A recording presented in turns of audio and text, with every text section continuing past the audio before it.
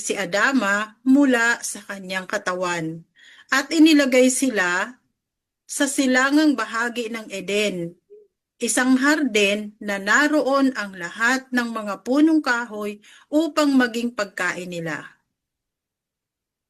At makikita rin natin na naroon din ang mga pangunahing ilog. Nandun yung Pison River, Gihon River, Hiddekel at Parat upang diligan ang mga bahagi ng mundo. At mababasa rin natin sa Genesis chapter 2 na ibinigay sa kanila ang mandato na linangin at pangalagaan ang hardin at doon ay ibinigay sa kanila ang utos na huwag kakain sa bunga ng puno ng kaalaman ng mabuti at masama. So yun po ang mababasa natin sa chapter 2. Then sa chapter 3 naman, ang tanong dito, paano tinukso ng ahas si Hawa? At ano ang naging bunga nito? So, una, naganap ang pagtukso ng ahas kina Hawa at Adama sa pamamagitan ng paglalahad ng utos ni Hawa sa kanila. Ang isinagot ni Hawa ay huwag kakain ni hihipo sa puno ng kaalaman.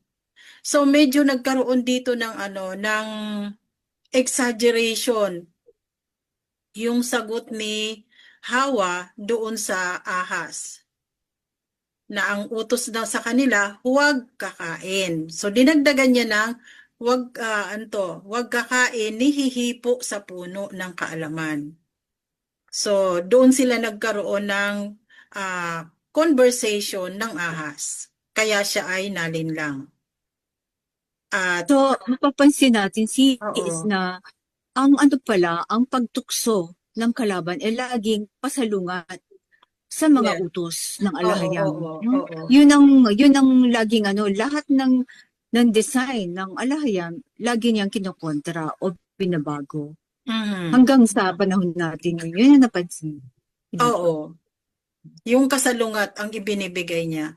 Kaya nga ang tanong ng ahas kay Hawa, totoo ba na inutos sa inyo na huwag kayong kakain sa puno ng kaalaman?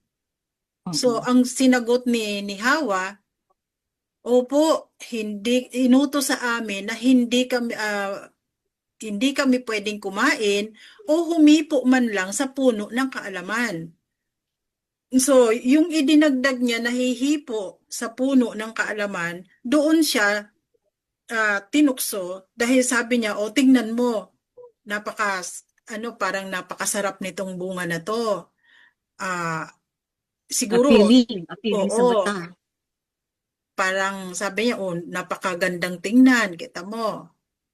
Saka isa pang, Kaakit-akit, 'di ba? sis, yung base kasi, lahat yung nababasa natin na history, kasi mga pangyayari, ibinibase ko sa hanggang ngayong present day natin. So Yes, lahat oo. ng kautos ng na ang lalaki wag magsusuot ng pambabae, ang babae wag magsusuot ng panlalaki. Ngayon Oo. ang pinopromote ng mundo ay 'di ba? Kabaligtaran. Tapos ngayon, wag kang kudlit o magpapatato. Ngayon Oo. pinopromote ang tattoo. Lahat ng Oo. mga lahat ng gagawin nila upang mabago ang original design ng alahayam ay gagawin ng kalaban. Oo. Huwag kang kakain ng dugo. Ngayon, pinopromote pa yung mga yung mga pagkain na pinagbabawal. Diba? Mm. Nauuso na naman yung mga lechon na yan. Ay, saka yung mga dugo, mga lechong baboy, ano pa. So, ang pagtukso o pag-corrupt ay yung pagsira sa original na design pala ng Oo. tao, ng nature. Hmm. Original design ng alahayam. Okay. Then, sige, proceed sis. Okay. So, mababasa pa rin natin sa chapter 3 na nakita ni Hawa na ang bunga ay mabuti para kainin, kaakit-akit sa mata at kanais-nais upang magkaroon ng kaalaman. Kaya, kinain niya ito. At dahil sa pagsuway ni Hawa at Adama, sila ay napailalim sa sumpa ni Yahwa. Si Hawa ay nagdalang tao na sa kambal na anak sa magkaibang ama na tinatawag na hetero-paternal superfecundation. So, yun ang mababasa natin doon sa chapter 3. At doon naman sa chapter 4, na napag-aralan na natin, ang katanungan, paano nagsimula ang galit sa puso ni Cain sa kanyang kapatid? Ilang henerasyon na ang angkan ni Cain bago ipinanganak si Seth? So, mababasa natin na si Cain ay may malaking pagsiselo sa kanyang kapatid na si Abel dahil sa magkaiba nilang bloodline. Kaya noong sila ay maghandog kay Yahwa, hindi tinanggap ni Yahwa ang handog ni Cain, ngunit tinanggap niya ang handog ni Abel. So paano nga ba tinanggap ni Yahwa ang handog ni Abel at hindi niya tinanggap yung kay Cain? So anong masasabi mo dito, si Salty? Siguro, kasi, ang alahayam ay hindi tumatanggap ng hindi niya kailangan ng mga material na bagay, kasi kanyang pag-aari lahat ng bagay. Ang tingin ko diyan, tinanggap ng alahayam muna ang nagbibigay. Yung nag-aalay muna ang kanyang tinatanggap bago yung iniaalay.